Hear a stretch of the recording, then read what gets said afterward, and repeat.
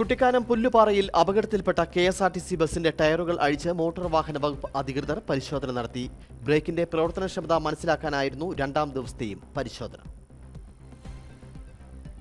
Motor വാഹന വകുപ്പിന്റെ Idukki enforcement വിഭാഗമാണ് അപകടത്തിൽപ്പെട്ട കെഎസ്ആർടിസി ബസിന്റെ ടയറുകൾ അഴിച്ചു പരിശോധിച്ചത്.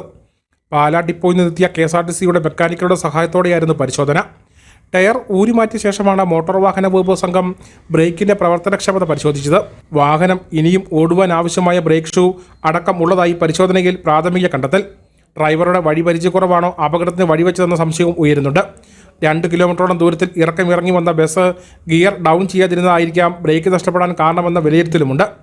വീൽ ഡ്രം അടക്കം അടിച്ചു നിർത്തിയ പരിശോധനയുടെ വിവരങ്ങൾ ഉൾക്കൊള്ളിച്ച അന്തിമ റിപ്പോർട്ട് എൻഫോഴ്സ്മെന്റ് വിഭാഗം അടുത്ത ദിവസം തന്നെ മേലധികാരികൾ കൈമാറും. ഇതോടെ 4 പേരുടെ മരണത്തിനിടയാക്കിയ അപകടത്തിന്റെ യഥാർത്ഥ കാരണവും വ്യക്തമാകും. Idukki vision news, Peermade.